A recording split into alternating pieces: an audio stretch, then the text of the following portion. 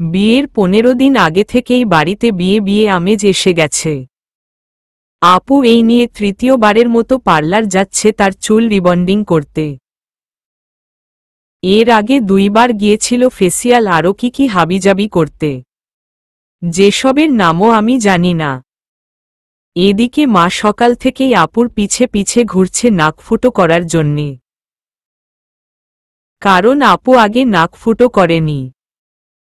অবশ্য সেটা নিয়ে একটা কাহিনী আছে। আমি এসএসসি দেওয়ার পর আমরা ফুপি বাসায় বেড়াতে গিয়েছিলাম। সেখানে আমার ফুপাতো বোন শামিমা আপু নাকফুটো করবে। এটা শুনে আমার ও নাকফুটো করার শখ জাগে। আমি আপুকে বললে আপু প্রথমে রাজি না হলেও পরে আমার সাধাসাধিতে রাজি হয়। তো কথা হয় যে প্রথমে শামিমা আপু করবে, এরপর আপু, তারপর আমি। যেহেতু আমি ছোট তাই আমি সবার শেষে। কিন্তু শামিমা আপুর পর আপু আমাকে বলে, মেঘা বোন তুই কর, আমি তোর পর করব। তো ফুপি আমাকে নাকফুটো করে দেয়, কিন্তু এত ভয় পেয়েছিলাম যে আমি কান্না করে দেই। এদিকে আমার কান্না দেখে আপু ভেবেছে আমি ব্যথা পেয়ে কান্না করেছি। ব্যথার ভয় আর সে মুখও হয়নি আপু। সবাই মিলে টানাটানি করেও আর আপুকে নাকফুটো করাতে পারেনি। পার্লারে বসে বসে বোর হচ্ছি, কিন্তু আপুর কাজ শেষ হচ্ছে না। এখন নিজের কপাল চাপড়াচ্ছি যে কেন আপুর সাথে আসতে গেলাম। অবশেষে প্রায় 2 ঘন্টা পর আপুর কাজ শেষ হল। ওখান থেকে বেরিয়ে রিকশার জন্যে অপেক্ষা করছি, তখন দেখি অভ্র ভাই রাস্তার অপর পাশের বাইকের দোকানে বাইক সার্ভিসিং করাচ্ছেন। মেঘা দেখ তো, ওটা অভ্র না? হ্যাঁ আপু। অভ্রকে ফোন দিয়ে এখানে আসতে বল। ও একটা রিকশা ডেকে দিল, আমাদের যেতে সুবিধা হবে। আপুর কথা শুনে আমি আপুর দিকে চোখ ছোট ছোট করে তাকালাম। আপু যে কি আমি বুঝি না। এই সামান্য কাজের জন্যে অভ্র ভাইকে কেন ডাকতে হবে? আর আমি মরে গেলেও এই সামান্য কাজের জন্যে অভ্র ভাইকে ডাকতে পারবো না। পরে আবার উনি আমাকে এইটা নিয়ে কথা শোনাবে না যে কিছু করতে পারিস না। একটা রিকশা নিজে ডাকতে তোর লজ্জা করে? নিজেকে কি সেলিব্রিটি ভাবিস যে রিকশা ডাকলে তোর ফ্যান ফলোয়ার কমে যাবে? সো আমি এই সিদ্ধান্তে অটল যে আমি ওনাকে ডাকব না। নো নেভার কাভি নেহি। দেখো আপু, একটা সামান্য রিকশা নেয়ার জন্যে ওনাকে ডাকার মানেই হয় না। আর যদি তোমার প্রয়োজন হলে নিজে ডাক দাও। আমি ওই অভ্র ভাইকে মরে গেলেও ডাক দিব না। আমার কথা শুনে যে আপু খুব একটা খুশি হলো না, তা তার বিস্ফোরিত দৃষ্টি দেখেই আমি বুঝে গেছি। কিন্তু আমি তাতে পাত্তা না দিয়ে রাস্তার এপাশ ওপাশ তাকালাম রিকশার আশায়। কিন্তু সামনে তাকাতেই অভ্র ভাইকে আমাদের দিকে আসতে দেখে আমার দুচোখ তার দিকে স্থির হয়ে গেল। ওনাকে দেখেই বোঝা যাচ্ছে উনি বেশ ক্লান্ত। ঘামে ওনার গায়ের শার্ট ভিজে শরীরের সাথে সেটে আছে। অভ্র ভাই আমাদের সামনে আসতেই ক্লান্ত ঠোঁটে একটা মারাত্মক হাসি দিল ন, যা দেখে আমি মুগ্ধতায় ছেয়ে গেলাম। নিজেই লজ্জা পেয়ে গেলাম নিজের কর্মকাণ্ডে। লজ্জায় মাথা নিচু করে হাসলাম। এরপর আর চোখে আবার ওনার দিকে তাকালাম। অভ্র তুমি এখানে? একটা কাজে পাবলিক লাইব্রেরির দিকে যাচ্ছিলাম আপু, কিন্তু মাঝ রাস্তায় বাইকের টায়ার পাঞ্চার হয়ে বিপদে পড়ে গেলাম। এখন আমার ওখানে যাওয়াও ইম্পর্ট্যান্ট। আবার বাইক ছাড়াও তো যেতে পারছি না, তাই বাইক ঠেলে এখানে নিয়ে এসে টায়ার সারাচ্ছিলাম। তোমরা এখানে কেন? আর বলো না, পার্লারে এসেছিলাম আমি। মেঘাকেও সাথে নিয়ে এসেছি। এখন বেরিয়ে সেই কতক্ষণ থেকে দাঁড়িয়ে আছি, কিন্তু দেখো না একটা রিকশা পাচ্ছি না। আপুর কথা শুনে উনি পাশ ফিরে তাকালেন আমার দিকে। ওনার হাবভাবে যা বুঝলাম তা হলো উনি এতক্ষণ আমাকে খেয়ালই করেননি। আপুর কথায় আমার দিকে দৃষ্টিপাত করেছেন।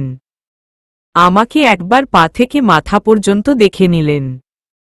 এদিকে আপু আবার বলতে শুরু করল যে, তোমাকে দেখে মেঘাকে বললাম যে মেঘা দেখ অভ্র ডাক দে ওকে। রিকশা পাচ্ছি না। ও যদি ম্যানেজ করে দিতে পারে। কিন্তু সে তোমাকে ডাকবে না। এই সামান্য কাজে নাকি তোমাকে ডাকার প্রয়োজন নেই। এটা সে নিজেই পারে। আপুর কথা শুনে আমি ধপ করে মনে হয় আকাশ থেকে পড়লাম। এই কথাটা কি ওনাকে বলার খুব দরকার ছিল? ইচ্ছে করছে নিজের চুল নিজে ছিঁড়ি আর আপুকে মাথায় তুলে একটা আছর মেরে বলি, বদ মেয়ে, সব বলতে হবে কেন তোমার? মুখে কিছু আটকায় না, পেটে কথা থাকে না? আজ আছাড় মেরে তোমাকে উচিত শিক্ষা দিব। আমাকে বাঘের মুখে ঠেলে দিচ্ছ কেন? আমি তোমার কোনো পাকা ধানে মই দিয়েছি? উনি যে আস্ত একটা বন মানুষ, তা কি তোমার অজানা? আমাকে কাঁচা চিবিয়ে খেয়ে ফেলবে। কিন্তু মনে মনে ভাবলেও মুখে কিছু বললাম না। শুধু মাথা নিচু করে ভাবছি, না জানি অভ্র ভাই আবার আমায় কি বলে অপমান করে। এদিকে আপুর কথা শুনে অভ্র ভাই আমার দিকে কঠোরভাবে তাকিয়ে আপুকে বললেন, একটু অপেক্ষা করো আপু, বাইক ঠিক হয়ে গেছে, আমি নিয়ে আসছি। বলে উনি বাইক নিতে গেলেন। খানিক বাদে উনি বাইক নিয়ে এসে আমার আর আপুর সামনে দাঁড়ালেন। বৃষ্টি, আপু উঠে পড়ো, বলে উনি সামনে তাকালেন। আপুও ওনার কথা মতো বাইকে উঠে গেলেন। এরপর আমি উঠতে যাব, কিন্তু উনি আমাকে থামিয়ে দিয়ে বললেন, তুই কেন উঠছিস মেঘ? তুই তো একা রিকশা নিতে পারিস, তো তুই রিকশা নিয়ে চলে আয়, আমি আপুকে রেখে আসি। বলে উনি আপুকে নিয়ে চলে গেলেন। এদিকে আমি অবাক হয়ে তাকিয়ে আছি ওনাদের যাওয়ার দিকে। কতটা খারাপ হলে মানুষ এরকম করতে পারে? এদিকে আপুও ওনাকে বলছিল যে অভ্র মেঘার কাছে টাকা নেই, ও একা কি করে যাবে। কিন্তু উনি তা গ্রাহ্য না করে চলে গেলেন আমাকে ফেলে।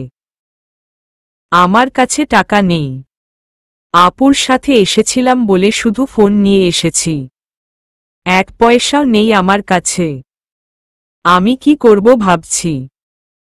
এদিক সেদিকে দেখছি, অবশেষে একটাই কথা মাথায় এলো, বাবা বা ভাইয়াকে ফোন করা। ফোন হাতে নিয়ে ভাইয়ার নাম্বারে ডায়াল করছি, তখন আমার সামনে একটা বাইক এসে থামল। মাথা তুলে দেখি অভ্র ভাই। অভ্র ভাইকে দেখে যেন আমি ভূত দেখার মতো চমকে উঠে 2 কদম পিছনে চলে গেলাম। মাত্রই উনি আপুকে নিয়ে গেলেন। আর এখনই ফিরে এলেন। এটা কি করে সম্ভব? আপুকে বাসায় নামিয়ে দিয়ে আসতে গেলে কমপক্ষে 30 মিনিট লাগবে, সেখানে উনি মাত্র 5 মিনিটে ফিরে এলেন। কি ভাবছিস মেঘ? এভাবে তাকিয়ে আছিস কেন? উনার কথা শুনে আমি আরো ভয় পেয়ে গেলাম।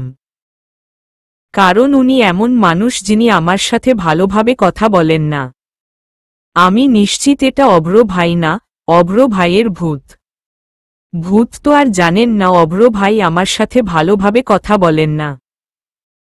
তাই ভূত মহাশয় আমাকে ভয় দেখাতে এসে ধরা খেয়ে গেলেন ভালোভাবে কথা বলে। আমি ভয়ে ভয়ে অভ্র ভাইয়ের ভূতকে বললাম, আপনি কে? দেখুন প্লিজ, আমাকে কিছু করবেন না। অভ্র ভাইয়ের ভূত, প্লিজ আমাকে ছেড়ে দিন। আমি আর কোনোদিন অভ্র ভাইকে নিয়ে কোনো কথা বলবো না, প্রমিস। আমার কথা শুনে মনে হয় অভ্র ভাইয়ের ভূত অবাক হয়ে গেলেন। তার ঠোঁটদ্বয় সামান্য ফাঁকা হয়ে গেল, সাথে তার মুখে বিরক্তির ছাপ স্পষ্ট বুঝতে পারলাম।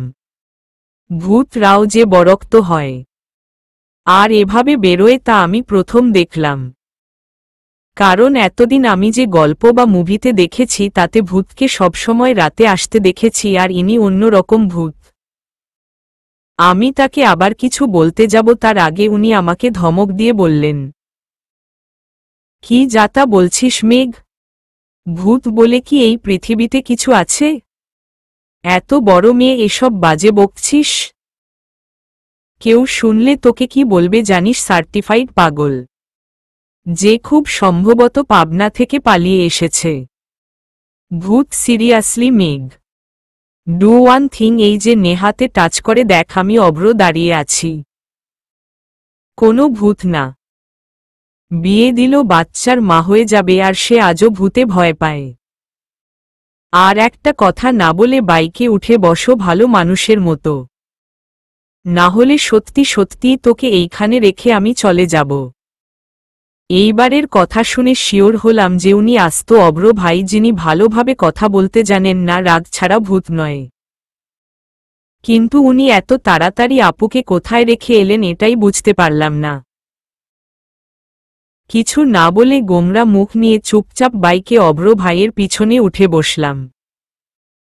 আর উনি একবার আমার দিকে তাকিয়ে সামনের দিকে দৃষ্টিপাত করে হাত দিয়ে চুল ঠিক করে বাইক স্টার্ট দিল না।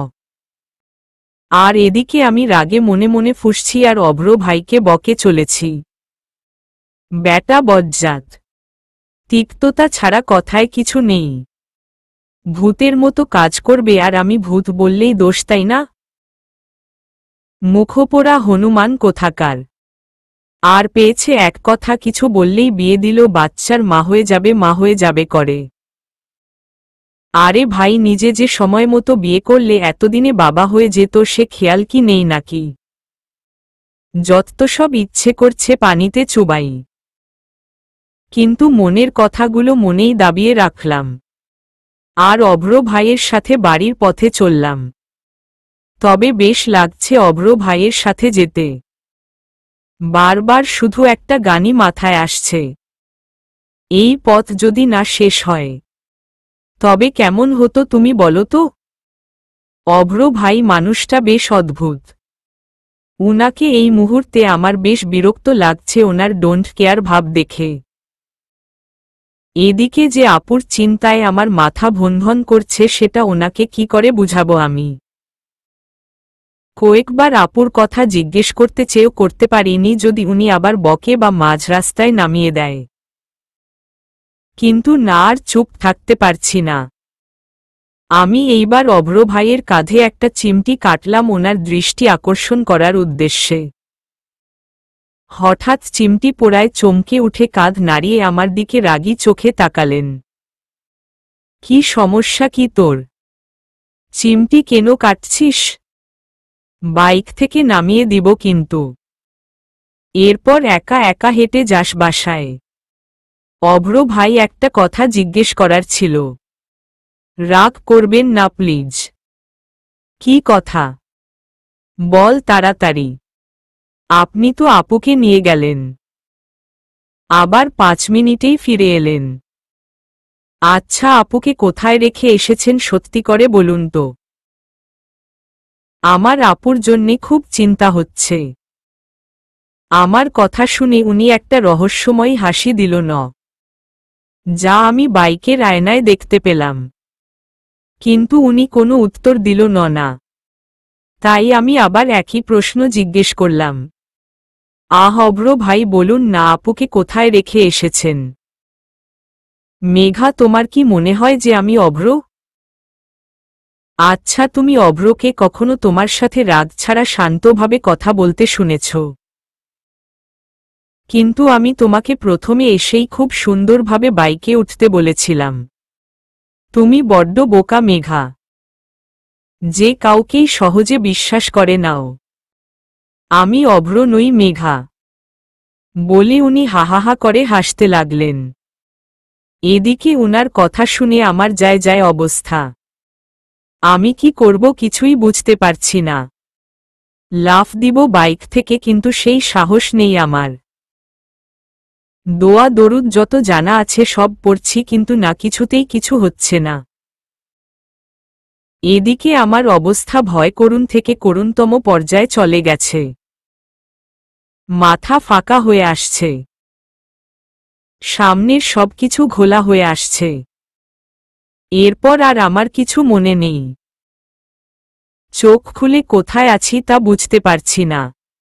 মাথার উপর ফ্যান ঘুরছে, কিন্তু এটা আমার রুম নয়। তাহলে আমি কোথায়? তাহলে সত্যি সত্যি অভ্র ভাইয়ের ভূত আমাকে ধরে নিয়ে এসেছে। কিন্তু আমি কি করেছি সেটাই বুঝতে পারছি না। এপাশ ওপাশ তাকাতেই বোধ করলাম এটা একটা হসপিটাল, আর আমি হসপিটালের বেডে শুয়ে আছি। বেডের পাশের একটা চেয়ারে কপালে 2 হাত ঠেকিয়ে মেঝের দিকে তাকিয়ে আছেন অভ্র ভাই। আমাকে চোখ খুলে তাকাতে দেখে একজন নার্স ডাক্তারকে ডাকতে বেরিয়ে গেলেন। তার কথা শুনে অভ্র ভাই মাথা তুলে তাকালেন। তার চোখে মুখে অপরাধী ভাব, চোখ দুটো অসম্ভব লাল হয়ে আছে ওনার। আমি হাত টান করতেই হাতে ব্যথা পেয়ে আওয়াজ করতেই অভ্র ভাই আমার কাছে এসে বললেন, স্যালাইন যাচ্ছে মেঘ, নড়াচড়া করিস না, রক্ত উঠে যাবে। ওনার কথায় আমি ভয়ে ভয়ে বললাম, দেখুন আপনি আমার কাছে আসবেন না। আর আমি কোথায়? আপনি কি সত্যি অভ্র ভাই না অভ্র ভাইয়ের ভূত? প্লিজ আমাকে কিছু করবেন না। আমার কথা শুনে উনি মনে হয় চরমভাবে রেগে গেলেন, কিন্তু কিছু বললেন না। রাগ কন্ট্রোল করার জন্যে কপালে 2 হাত কয়েকবার স্লাইড করে আমার দিকে তাকালেন। মেঘ আমি অভ্র, দেখ, বলে আমার হাত নিয়ে ওনার গালে রাখলেন।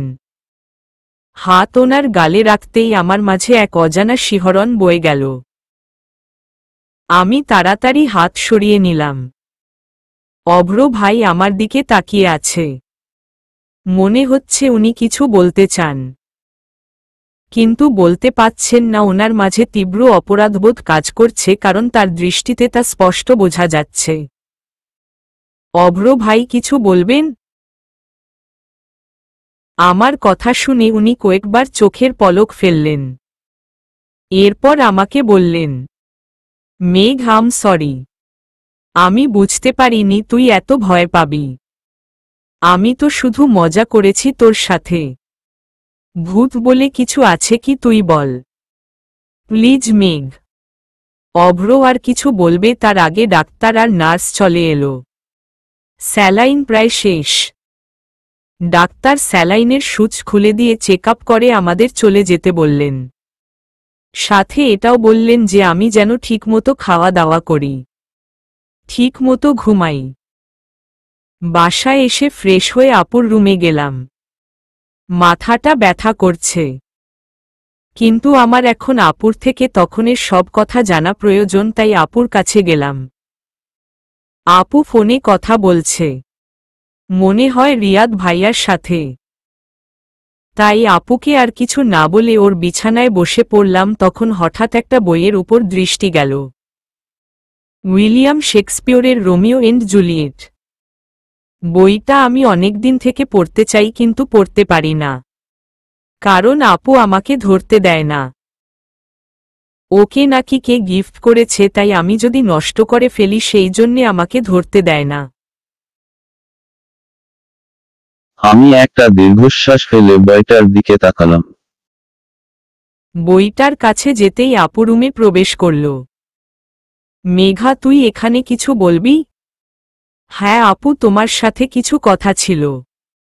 বল কি বলবি? আপু তখন অভ্র ভাই তোমাকে নিয়ে কোথায় রেখে এসেছিল? আসলে ওনাকে তো যেতে আর আসতে দেখলাম, তাই জিজ্ঞেস করছি আর কি। তখন তোকে রেখে আসার পর আমি অভ্রকে বলি যে তোর কাছে টাকা নেই, তুই একা আসতে পারবি না। তো অভ্র সেটা শুনে আমাকে মোড় ঘুরেই একটা রিকশা পেয়ে সেটাতে উঠিয়ে বলে চলে যেতে ও তোকে নিয়ে যাবে। তাই আমি নিশ্চিন্ত হয়ে চলে আসি, আর অভ্র তোকে নিতে চলে যায়। কেন, কিছু হয়েছে? আপুর কথা শুনে আমি আপুর দিকে করুণ চোখে তাকালাম। আমার মনোভাব এমন যে এখনই কান্না করে দিব। আপু আমাকে এভাবে তাকাতে দেখে কি হয়েছে জিজ্ঞেস করলে আজকের ঘটে যাওয়া সব কাহিনী আপুকে বললাম। আমার কথা শুনে আপু অবাক হয়ে গেল। অভ্র এরকম করতে পারে? আমি তো ভাবতেও পারছি না। তবে যাই হোক, তুই ঠিক আছিস সেটাই অনেক। এখন যা, খেয়ে রেস্ট নে। অনেক ধকল গেছে তোর উপর। আচ্ছা কিন্তু আপু এটা মাকে বলো না, মা অযথাই চিন্তা করবে। আচ্ছা বলবো না। আর একটা কথা আপু, তোমার ওই রোমিও এন্ড জুলিয়েট বইটা আমাকে দেবে, আমি শুধু পড়ব, প্রমিস কিচ্ছু করব না বইয়ে। প্লিজ আপু দাও না। আমার কথা শুনে আপু মুচকি হেসে বই নিতে বলল। আমি তো অবাক হয়ে গেলাম আপুর কাজে। তবে যাই হোক দিয়েছে তো, এটাই অনেক। এরপর তাড়াতাড়ি বই নিয়ে আমার রুমে চলে এলাম। রুমে এসে বই নিয়ে পড়তে বসলাম, কিন্তু বইয়ের প্রথম পেজ উল্টাতেই ফোন বেজে উঠল। শুভ্র ভাই ফোন করেছেন। কিরে তুই নাকি ভূতের ভয়ে অজ্ঞান হয়ে গিয়েছিলি? সব তোমার ওই ভাই অভ্রের জন্যে, বলে শুভ্র ভাইকেও সব খিলে বললাম। সব শুনে শুভ্র ভাই হাসতে লাগল। তাই ওনার সাথে রাগ দেখিয়ে ফোন কেটে দিয়ে আবার বই পড়ায় মনোযোগ দিল। সকাল থেকেই ব্যস্ততায় কাটছে আমার দিন। আপুর বিয়ে বলে কথা, কাল হলুদের অনুষ্ঠান বলে আজ থেকেই ফুপিরা, মামাদের বাসার সবাই, আপুর বন্ধুরা সবাই এসেছে। বাসায় আজ এক প্রকার কোলাহল সৃষ্টি হয়েছে। সকাল থেকে কাজের ধকল থাকায় আর এত কোলাহলে আমার মাথাটা বেশ ধরেছে। একটা কড়া লিকারের লাল চা পান করতে ইচ্ছে করছে খুব, কিন্তু চা এই সময় পান করলে যে আমার রাতের ঘুম হারাম হয়ে যাবে সেই জন্যে নিজের ইচ্ছেটাকে দমন করলাম। এখন আপাতত আমার একটু বিশ্রামের প্রয়োজন, কিন্তু আমার রুমের বারান্দা ছাড়া কোনো ফাঁকা জায়গা খুঁজে পাচ্ছি না। সোফায় বসে শুধু চারদিকে দৃষ্টি নিক্ষেপ করে চলেছি। দরজার দিকে দৃষ্টিপাত হতেই ভাইয়া আর অভ্র ভাইকে দেখতে পেলাম। ভাইয়াকেও বেশ ক্লান্ত লাগছে। কোথাও গিয়েছিল হয়তো, ঘামে ভাইয়ার শার্ট ভিজে একাকার হয়ে আছে। তিবে অভ্র ভাইকে দেখতে খুব ফ্রেশ লাগছে। আমাকে সোফায় দেখে ভাইয়া সেখানে এসে ধপ করে আমার পাশে বসে দীর্ঘশ্বাস ফেলে সোফায় গা এলিয়ে দিল। তার অভ্র ভাইও বসল। পিচ্চি এক গ্লাস ঠান্ডা পানি নিয়ে আয় তো। উফফ, গরমে জীবনটা শেষ হয়ে গেল। ভাইয়ার কথা কর্ণপাত হতেই আমি চট করে সোফা থেকে উঠে রান্নাঘরে গেলাম। একটা গ্লাসে শরবত করে আরেকটা গ্লাসে শুধু পানি নিয়ে ভাইয়ার কাছে এলাম। শরবতের গ্লাসটা ভাইয়াকে দিয়ে পানির গ্লাস অভ্র ভাইয়ের দিকে এগিয়ে দিল। আমাকে এভাবে গ্লাস এগিয়ে দিতে দেখে অভ্র ভাই প্রথমে ভ্রু যুগল সামান্য কুচকালেও পরবর্তীতে ঠোঁটের কোণে মৃদু হাসি ফুটিয়ে গ্লাস নিয়ে ঢকঢক করে সব পানি পান করে ফেললেন। ভাইয়া শরবতের গ্লাস সোফার সামনের টেবিলে রাখতে রাখতে বলল, তোর হাতের বানানো শরবতের টেস্টটাই আলাদা মেঘা। দেখ নিমিষেই ক্লান্তি ভাবটা চলে গেছে। আমাদের পিচ্চি যার বাড়িতে যাবে সে খুব ভাগ্যবান হবে। ভাইয়ার কথা কানে আসতেই আমি একবার অভ্র ভাইয়ের দিকে তাকালাম। উনার দৃষ্টিও আমার দিকে। উনি ঠোঁটদ্বয় সামান্য ফাঁকা করে তাকিয়ে আছেন। আমি তাড়াতাড়ি দৃষ্টি নামিয়ে নিয়ে লজ্জায় মেঝের দিকে তাকালাম। দেখেছি সব্র কেমন লজ্জা পেয়েছে মেঘা। বোন আমার বলে বলছি না, সত্যি মেঘাকে যে বিয়ে করবে সে সত্যি খুব ভাগ্যবান হবে। এরপর গ্লাস দুটো নিয়ে তাড়াতাড়ি সেখান থেকে কেটে পড়লাম। তবে যেতে যেতে ভাইয়ার বলা কথাগুলো শুনে আমার লজ্জা আরও কয়েকগুণ বেড়ে যার ফলে যা হবার তাই রান্নাঘরের দরজার কাছাকাছি এসে দেয়ালের সাথে সজোরে ধাক্কা খেয়ে হাতে থাকা কাচের গ্লাস মেঝেতে পড়ে কয়েক হাজার টুকরোতে পরিণত হল। শব্দ শুনে ভাইয়া আর অভ্র ভাই সোফা থেকে উঠে এলো আমার কাছে। বাড়ির বাকিরাও আমার কাছে চলে এসেছে। মা তো এসে থেকেই বকে যাচ্ছে যে আমি নাকি কিছু কাজ পারি না। অভ্র ভাইও ভাইয়াকে বলল, হ্যাঁ ভাই, তোমার বোনকে যে বিয়ে করবে তার জীবনটাও এমন গুঁড়ো গুঁড়ো হয়ে যাবে। মায়ের বকা শুনে আমার যতটা না খারাপ লেগেছিল তার থেকে কয়েকশো গুণ বেশি খারাপ লাগলো অভ্র ভাইয়ের কথা শুনে। উনি আমায় ভালোবাসেন না মানলাম, কিন্তু এভাবে বলার কি আছে? আমি কি এত খারাপ? আমাকে কি একটুও ভালোবাসা যায় না? আচ্ছা মানলাম ভালোবাসা যায় না, কিন্তু তাই বলে অভ্র ভাইয়ের এভাবে আমাকে সবসময় অপমান কেন করতে হবে? রাগে অপমানের আমার চোখে লোনাজল ভরে এলো। আমি সেই জল কাউকে দেখাতে চাই না। জেদ চেপে বসল আমার। জেদ করে তাড়াতাড়ি ওখানে বসে কাচের ভাঙা টুকরোগুলো তুলতে লাগলাম। আমার এমন কাজে সবাই অবাক। আমাকে কাজ তুলতে নিষেধ করছে, কিন্তু আমি তাদের কথা না শুনে কাজগুলো একটা একটা করে জড়ো করতে লাগলাম। কিন্তু অসাবধানবশত একটা টুকরা ধরতেই হাত কেটে গেল আমার। সাদা ফ্লোরে রক্তের লাল ফোঁটা দিয়ে ভেসে গেল। বেশ অনেকটা কেটে গেছে ডান হাতের। কিন্তু আমি একটা শব্দও না করে কাজগুলো তুলেই যাচ্ছিলাম। এদিকে ভাইয়া রক্ত দেখে চেঁচামেচি শুরু করে দিয়েছে। মাও রেগে গেছে। ওরা বুঝতে পেরেছে আমি জেদ করে এরকম করছি। ভাইয়া অ্যান্টিসেপটিক আর ব্যান্ডেজ নিয়ে এসে আমার হাত ধরল। মেঘা উঠে আয়। এক কথা আমি আর দ্বিতীয়বার বলবো না। নিষেধ করা সত্ত্বেও কাজগুলো তুলতে গেলি। ভাইয়া আমার হাত ধরে আমাকে সাবধানে সেখান থেকে সরিয়ে নিয়ে সোফায় বসিয়ে দিল। আর মাকে বলল কাজগুলো পরিষ্কার করতে। এর মাঝে আমি আর একবার ও অভ্র ভাইয়ের দিকে তাকাইনি। যার কাছে আমার কোনো দাম নেই তাকে আমি আর আমাকে অপমান করার সুযোগ দিব না। মনে মনে ঠিক করে নিলাম এরপর থেকে আমি আর অভ্র ভাইয়ের সাথে কথা বলবো না। সব কাজিনরা মিলে ভাইয়ার রুমে বসে ঠিক করছে কাল আপুর হলুদ সন্ধ্যায় তারা কি কি করবে। আমাকে ডেকেছিল নীরা আপু, কিন্তু আমি যাইনি, কারণ সেখানে অভ্র ভাই আছেন বলে। শামিমা আপু আমাকে এখানে এসে খাইয়ে দিচ্ছে। একটু পর দেখি ভাইয়া আমার রুমে চলে এলো। কয়েক লোকমা ভাত মুখে দিতেই আর খাওয়ার রুচি হলো না। তাই খাবো না বলে পানি খেয়ে নিলাম। ভাইয়া আমার হাতে একটা ঔষধ দিয়ে খেতে বলল। এরপর আমার কপালে হাত দিয়ে তাপ পরীক্ষা করল। পিচ্ছি জ্বর লাগছে বলিসনি কেন? ব্যথায় জ্বর এসেছে ভাইয়া, ঘুমালে ঠিক হয়ে যাবে। বেশ বুঝিস তুই, তাই না মেঘা? রাগ আছে কিন্তু তোর উপর। একদম বেশি কথা বলবি না, বলে ভাইয়া আবার রুম থেকে বেরিয়ে গেল। এরপর একাটা এইস প্লাস ট্যাবলেটের পাতা নিয়ে আসলো। আমকে ঔষধ খাইয়ে দিয়ে ঘুমাতে বলে ভাইয়া রুম থেকে বেরিয়ে গেল। আজ আপুর গায়ে হলুদ, তাই সবাই নানান কাজে ব্যস্ত, শুধু আমি ছাড়া, কারণ আমাকে কেউ কাজ করতে দিচ্ছে না। হাতের ব্যান্ডেজটার দিকে বিরক্তিকর দৃষ্টি নিক্ষেপ করলাম। আমার এভাবে থাকতে খুব অসহ্য লাগছে। হঠাৎ অভ্র ভাইয়ের দিকে চোখ পড়তেই দেখি উনি আমার দিকে তাকিয়ে আছে।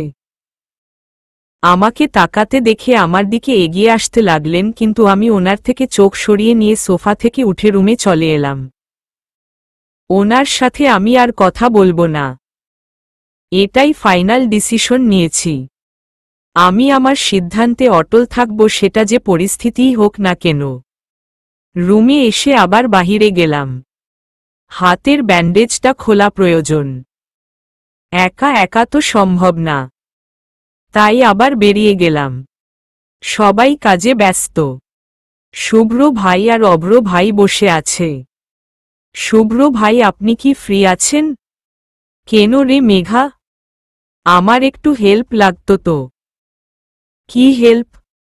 আমার বাহিরে যেতে হবে যে ফুল আনতে। ও আচ্ছা, তাহলে থাক। আরে কি কাজ বল? অভ্র ফ্রি আছে, ও করে দিবে। প্রয়োজন নেই শুভ্র ভাই, আমি ম্যানেজ করে নিব, বলে আমি সেখান থেকে চলে আসতে নিলে অভ্র ভাই আমার হাত ধরে আমাকে থামিয়ে দিল না। আমি পিছন ফিরে তাকাতেই উনি রেগে আমাকে বললেন, কি কাজ বল? আমি করে দিচ্ছি। অভ্র ভাই হাত ছাড়ুন। আমার কোনো কাজ আপনাকে করতে হবে না, আমি ম্যানেজ করে নিব, বলে ওনার থেকে হাত ছাড়িয়ে নিয়ে রুমে চলে এলাম। একা একা ব্যান্ডেজ খুলে ফেললাম। প্রায় 1.5 ইঞ্চি মতো কেটে গেছে। ফার্স্ট এইড বক্স নিয়ে এসে একা একা ড্রেসিং করতে শুরু করলাম, কিন্তু একা একা করতে পারছিলাম না। স্যাভলন লাগাতেই এত জ্বালা করছে যে আমি বারবার তুলা সরিয়ে নিচ্ছি। জেদ থাকা ভালো, কিন্তু মাত্রাতিরিক্ত ভালো না। কথাটা কানে আসতেই মাথা তুলে দেখি অভ্র ভাই দরজায় দাঁড়িয়ে আছে। আমি কিছু না বলে আবার আমার কাজে মনোনিবেশ করলাম, কিন্তু অভ্র ভাই এসে আমার হাত থেকে তুলা নিয়ে হাত ধরে স্যাভলন লাগিয়ে দিতে শুরু করলেন। কিন্তু আমি জোরাজোরি করে ওনার থেকে হাত ছাড়িয়ে নেয়ার চেষ্টা করে হাত টান দিতেই হাত গিয়ে বিছানায় লাগতেই আমি আহ করে শব্দ করলাম। দেখি আবার রক্ত পড়তে শুরু করেছে। আমার কাজে অভ্র ভাই রেগে গেলেন আর আমার গালে সজোরে একটা থাপ্পড় বসিয়ে দিল। অশ্রুসিক্ত নয়নে গালে হাত দিয়ে তাকিয়ে আছি অভ্র ভাইয়ের দিকে। উনি রেগে গেছেন খুব। রাগে ওনার হাত কাঁপছে। উনি অভ্যাসমতো কপালে হাত দিয়ে স্লাইড করে রাগ নিয়ন্ত্রণ করার চেষ্টা চালাচ্ছেন। এরপর আমার সামনে বসে আলতো করে হাতটা নিয়ে সোভলন দিয়ে মুছে দিয়ে ব্যান্ডেজ করে দিল। আমি একটা বারও ওনার দিকে তাকাইনি।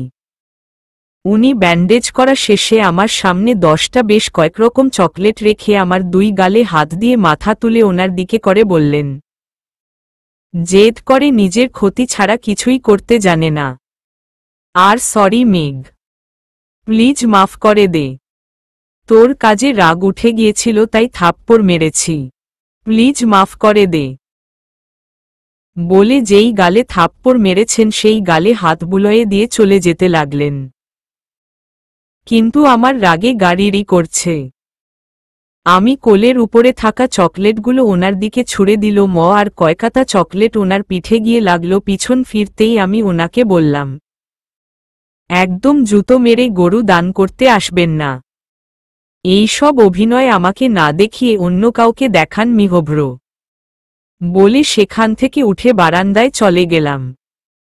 ভালো লাগছে না আমার কিছু। ইচ্ছে করছে সবকিছু ভেঙে ফেলি, কিন্তু তা সম্ভব নয়। তাই বারান্দায় গিয়ে অশ্রু বিসর্জন দিতে লাগলাম। দুপুর থেকেই ছাদে গান বাজনা হচ্ছে, সবাই কাজ করছে, সাথে আমিও টুকটাক কাজ করছি। বিকেলের দিকে রিয়াদ ভাইয়ার বাড়ির লোকজন আসবেন আপুকে হলুদ দিতে। আপু এখন অবশ্য পার্লারে গেছে সাজতেন। 2টা বাজতেই সবার তাড়া শুরু হয়ে গেল রেডি হওয়ার জন্যে।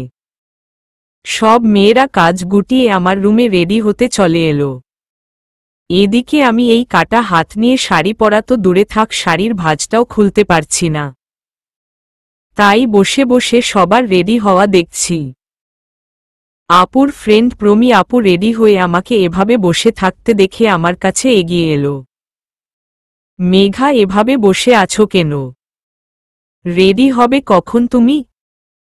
আমি অসহায়ভাবে আপুর দিকে তাকাতেই আপু আমাকে বললেন, ও তোমার তো হাত কেটে গেছে। আমি ভুলেই গিয়েছিলাম। আচ্ছা এসো, আমি তোমাকে রেডি করিয়ে দেই। প্রমি আপুর সাথে আমার সম্পর্ক খুব ভালো। প্রমি আপু আমাকে খুব আদর করে নিজের বোনের মতো। আপু আমাকে সুন্দর করে শাড়ি পরিয়ে দিল। সাজগোজ কোনো কালেই আমার পছন্দ ছিল না। আমার কাছে ন্যাচারাল থাকাটাই ভালো লাগে। প্রমি আপু সাজিয়ে দিতে চাইলে আমি না করে দিল। এরপর নিজে নিজেই ধীরে ধীরে চোখে হালকা কাজল দিল আর ঠোঁটে লিপস্টিক দিল। ব্যাস, আমার সাজ কমপ্লিট।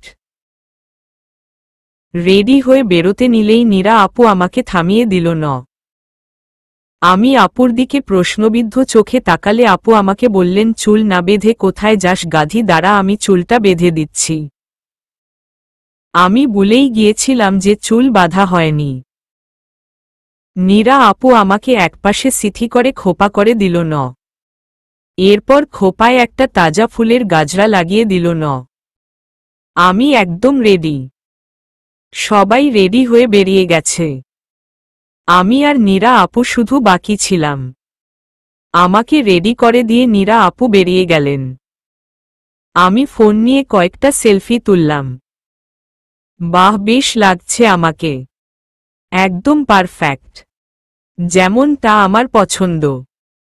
রুমের ফ্যান লাইট বন্ধ করে দরজা আটকে দিয়ে রুম থেকে বেরিয়ে আসলাম। বাসা প্রায় ফাঁকা, গেটের সামনে শোরগোল শোনা যাচ্ছে, তার মানে সবাই সেখানে আছে। আমাকে দেখে শুভ্র ভাই দৌড়ে আমার কাছে এসে আমাকে বললেন, বোন, মানুষের হার্ট অ্যাটাক করার ধান্দায় আছিস নাকি? অনন্যা না থাকলে আজই তোকে তুলে নিয়ে গিয়ে বিয়ে করে ফেলতাম। ভাইয়ার কথা শুনে আমি চোখ বড় বড় করে ওনার দিকে তাকালাম। আমাকে এভাবে তাকাতে দেখে উনি হা হা করে হেসে উঠলেন। অনন্যা আপু শুভ্র ভাইয়ার বাচপান কা পেয়ার, মানে সেই হাই স্কুল থেকে তাদের প্রেম। এই বাচপান কা পেয়ার গান বের হওয়ার পর থেকেই ওদের দুজনকে একসাথে দেখলে অভ্র ভাই আর আকাশ ভাইয়া চিল্লিয়ে ওঠেন, জানে মেরি জানেমান, বাচপান কা পেয়ার মেরা ভুল নেহি জানা রে। শুভ্র ভাইয়ের এসব ফাজলামো দেখে হাসতে হাসতে আমি সেখান থেকে সরে এলাম। রিয়াদ ভাইয়াদের বাড়ির লোকজন চলে এসেছেন একটা মাইক্রো গাড়ি করে। বাকিরা তাদের ফুল দিয়ে বরণ আমন্ত্রণ জানাচ্ছে। আমি আর সেদিকে যাইনি, একদম ছাদে চলে গেলাম। এখানে আপুর কয়েকজন বন্ধু আর অভ্র ভাই আছে, সাথে নিয়ন আর আফরান ও আছে। নিয়ন নীরা আপুর ছোট ভাই। ও এখানে থাকে না, ঢাকা থাকে। ওখানে কলেজে পড়ে এইবার এইচএসসি পরীক্ষার্থী। আর আফরান শামিমা আপুর ছেলে, বয়স 1.5 বছর। আমি ছাদের অপর পাশে রেলিং ধরে দাঁড়ালাম। অভ্র ভাই আমার দিকে তাকিয়ে আছে, কিন্তু আমার তাতে যায় আসে না। আমি ওনার দিকে তাকাবো না, কিন্তু পাঞ্জবিতে ওনাকে দেখতে যে বরাবরই স্নিগ্ধ লাগে, তাই লোভ সামলাতে পারছি না ওনাকে দেখার। আর চোখে বেশ কয়েকবার তাকালাম। রিয়াদ ভাইয়ার ভাই রিয়ান আমার দিকে একটা লাল গোলাপ এগিয়ে দিয়ে দাঁড়িয়ে আছে। এই যে মিস মায়াবতী, এটা আপনার জন্যে। জানেন তো আপনাকে আমি কতটা পছন্দ করি। রিয়ানের কথায় আমি হুহা করে হেসে উঠলাম। রিয়ান আর আমি ফ্রেন্ড, আমরা কলেজে একসাথে পড়তাম। বেচারা খুব ফাজিল, আর আমাকে নিয়ে মজা করা ওর একটা অভ্যাস। কলেজে থাকাকালীন আমাকে নিয়ে যে কত মজা করেছিল তার হিসাব নেই। অবশ্য আমিও ওকে ছেড়ে দেইনি, সবগুলোর সুদে আসলে হিসাব নিয়েছি। তুই ঠিক হবি না? না রে, চেঞ্জ হয়ে কি হবে? একদিন তো মরেই যাব, তাই ভাবলাম চেঞ্জ হব না। কিন্তু তুই ফুলটা নিবি কিনা? না নিলে বল, আমি অন্য কাউকে পটানোর ট্রাই করি। আমি ওর দিকে তাকিয়ে আমি ফুলটা নিয়ে নিলাম। এরপর ওকে বললাম, ফুল নিলাম ঠিক আছে, কিন্তু কারো সাথে লাইন করিয়ে দিতে পারবো না। এখন যা আরেকটা ফুল নিয়ে অন্য কাউকে পটানোর ট্রাই কর। তো তোর কি মনে হয় তোর মতো পেতনিকে পটাবো? তোকে হাত করার জন্য ফুল দিল ম। এখন আমাকে খোঁজ দে, তোর কোনো বোন ফ্রি আছে। ওর কথা শুনে দুজনে হাসলাম। আমাকে হাসতে দেখে ও আমার মাথায় আস্তে টোকা দিয়ে বলল, হাসিস না বইন, তোর হাসি দেখলে আজ এখানে বহু ছেলের মন ভেঙে যাবে। আর আমি একটা ছেলে হয়ে এতগুলো ছেলের মন কিভাবে ভাঙতে দেই বল? জানিস তোকে এখিন যে সুন্দর লাগতেছে, হাসলে তার থেকে 10 গুণ পেতনি লাগতেছে। রিয়ানের কথা শুনে ওর পিঠে দুমদাম কয়েকটা কিল বসিয়ে দিল ম। আমি পেতনি ইডিয়ট, যে তুই পেতনির সাথে তোর শ্রেয়সী না প্রেয়সী, সে ও পেতনি। দাঁড়া, ওরে জানাচ্ছি যে তুই এখানে এসে অন্য মেয়েকে লাইন মারার ট্রাই করে। তা তোর হাতে কি হইছে? কেটে গিয়েছে কাজ কাজ দিয়ে। দুজনে মিলে বেশ কিছুক্ষণ এভাবে কথা বলছি, হঠাৎ খেয়াল করলাম অভ্র ভাই আমার দিকে রাগী চোখে তাকিয়ে আছেন। মনে হচ্ছে এখনই আমাজে কাঁচা চিবিয়ে খেয়ে ফেলবেন, কিন্তু তাতে আমার কিছু যায় আসে না। আমি রিয়ানের সাথে কথা বলেই যাচ্ছি। কাজিনরা আর আপুর বন্ধুরা রিয়াদ ভাইয়াদের বাসায় গিয়েছে, আমি যাইনি হাতের জন্যে। তাই নিশা আর আমি বসে গল্পে মেতে উঠেছি। গল্প বলা ভুল, নিশা আমাকে সন্দিহান চোখে আমার আর অভ্র ভাইয়ের কি হয়েছে তা নিয়ে প্রশ্ন করছে। আমিও সেগুলোর উত্তর দিচ্ছি। কথার মাঝেই দেখলাম অভ্র ভাইরা সবাই রিয়াদ ভাইদের বাসা থেকে চলে এসেছে। এখন আমরা আপুকে হলুদ লাগাবো। এটা আগে থেকেই ঠিক করে রেখেছিলাম। আপু নিচে ছিল, শামিমা আপুরা বৃষ্টি আপুকে নিয়ে ছাদে এলো। রাত 9টা বাজে, সবাই মিলে মজা করতে করতে আপুকে হলুদ লাগালাম। এরপর আমি নিচে যাওয়ার জন্যে সিঁড়ির দিকে গেলাম। সিঁড়ি বেয়ে অর্ধেক নামতেই কারেন্ট চলে গেল। আমি ফোনের ফ্ল্যাশ অন করতে যাব, তার আগেই কেউ আমাকে টেনে নিয়ে গেল সাইডে। এদিকে আমার অবস্থা ভয় কাচুমাচু, আমি চিৎকার করার উপায় নেই, কারণ আমার সামনের ব্যক্তিটা এক হাতে আমার মুখ চেপে ধরে আছে, আরেক হাত দিয়ে আমার কোমর ধরে আছে। আমি করেই যাচ্ছি, কিন্তু আমার আওয়াজ মনে হয় না। 2 গজ পর্যন্ত গেছে। কোমরে ঠান্ডা কিছু অনুভব হলে চমকে উঠলাম আমি কি করব বুঝতে পারছিলাম না। আমি একদম পাথর হয়ে গেলাম। এরপর অপরিচিত ব্যক্তিটি আমার কোমরে একটা খামচি দিয়ে আমাকে ছেড়ে চলে গেল। তবে আমি সেখানেই দাঁড়িয়ে আছি, স্তব্ধ হয়ে রইলাম। কে ছিল সেটা বুঝতে পারলাম না। কারেন্ট আসতেই, চোখে আলো লাগতেই আমি চমকে উঠলাম। আমি ছাদে সবাই মিলে বসে আড্ডা দিচ্ছি, কিন্তু একটা জিনিস লক্ষ্য করলাম, অভ্র ভাই আমার দিকে রেগেই তাকিয়ে আছেন। আমি সেদিকে একদম দৃষ্টিপাত না করে আড্ডায় মেতে উঠলাম। হঠাৎ নীরা আপু বললেন, মেঘা একটা গান ধরত। ব্যাস, আপুর সাথে সাথে সবাই শুরু করল আমাকে গান বলতে বলছে। অবশেষে তাদের হাত থেকে ছাড়া না পেয়ে আমি গান বলতে শুরু করলাম। আমার পরাণ যাহা চায় তুমি তাই গো, আমার পরাণ যাহা চায় তোমা ছাড়া আরে জগতে মোর কেহ নাই, কিছু নাই গো, আমার পরাণ যাহা চায় তুমি তাই গো, আমার পরাণ যাহা চায়।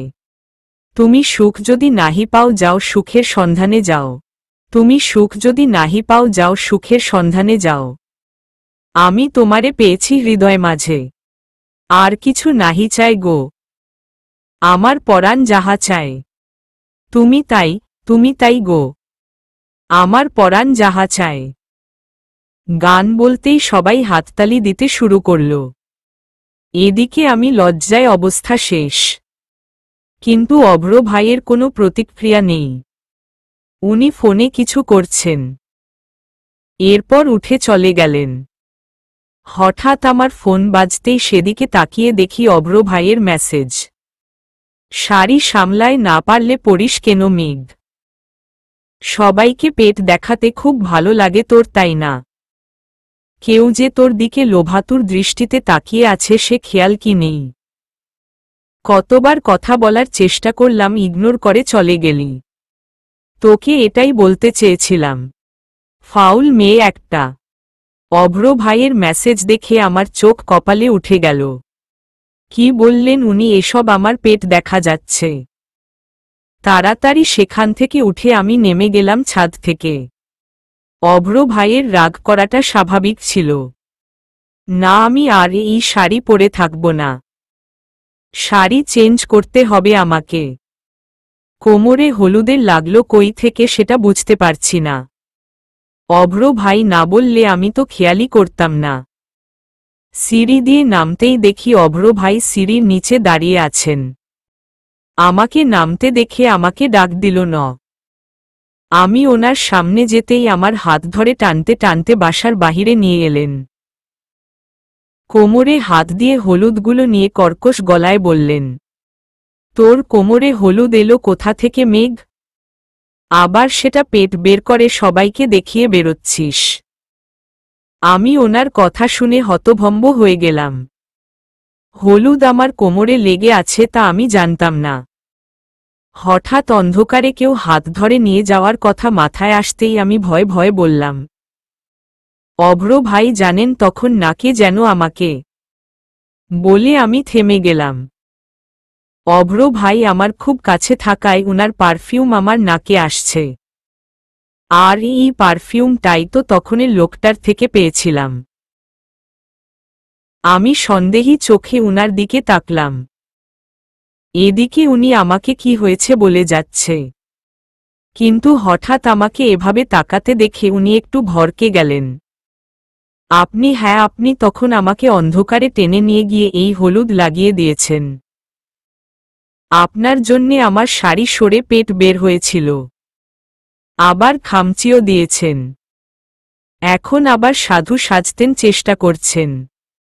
নিজে দোষ করে আমকে বকে যাচ্ছে। হাউ ডেয়ার ইউ অভ্র ভাই! আমার কথা শুনে উনি তো একদম সকড। আমতা আমতা শুরু করে দিয়েছেন উনি। উনার চোরের মতো দৃষ্টিই বলে দিচ্ছে যে উনি এই কাজ করেছেন। কেন এমন করেন? হ্যাঁ, আসি না তো আর আপনার সামনে, করি না তো বেহায়াপনা আপনাকে পাওয়ার। তাহলে কেন আপনি এমন করছেন? অভ্র ভাই, আপনি তো আমাকে ভালোবাসেন না, তাহলে কেন এমন করেন? প্লিজ, নিজেকে গুটিয়ে নিয়েছি, আর আমাকে আপনার প্রতি দুর্বল করে দিয়েন না প্লিজ। তোকে কে বলল এটা আমি করেছি? কি প্রমাণ আছে তোর কাছে? আপনিই বলেছেন আমাকে। আপনার শরীরের পারফিউম বলেছে এটা আপনি। আপনার চোখ বলেছে এটা আপনি ছিলেন। এতগুলো প্রমাণই কি যথেষ্ট নয় অভ্র ভাই? আমার কথার বিপরীতে উনি কোনো কথা না বলে আমাকে ছেড়ে দিয়ে উল্টো ঘুরে দাঁড়ালেন। এরপর আকাশের দিকে তাকিয়ে বললেন, রিয়াদ ভাইয়ার ভাইয়ের সাথে তোর এত কিসের কথা মেঘ? তোকে ওই ছেলের সাথে দেখে রাগ লাগছিল আমার। কোনো ছেলের সাথে তোকে দেখতে পারছি না আমি। প্লিজ, কোনো ছেলের আশেপাশে যাস না তুই। উনি শুধু এটুকু বলে হনহন করে চলে গেলেন ওখান থেকে। কিন্তু আমি ওদিকেই তাকিয়ে আছি। কি বলে গেলেন অভ্র ভাই? আমাকে কারো সাথে সহ্য করতে পারেন না উনি। আমি কি তাহলে উনার বুকের বা পাশে জায়গা করে নিতে? কথাটা ভাবতেই আমার মনে আনন্দের জোয়ার ভেসে গেল। এই মুহূর্তে আর নাচতে ইচ্ছে করছে। সত্যি আমি আজ খুব খুশি। কমিউনিটি সেন্টারে পৌঁছাতেই শামিমা আপু আমার কাছে আফরানের দায়িত্ব দিল। আফরান নাকি আমার কাছে যাবে যাবে করে আপুকে অতিষ্ঠ করে তুলছিল। তাই আর কি আমি আফরানকে নিয়ে বসে আছি। কিন্তু সে বসে থাকতে দিবে না আমাকে।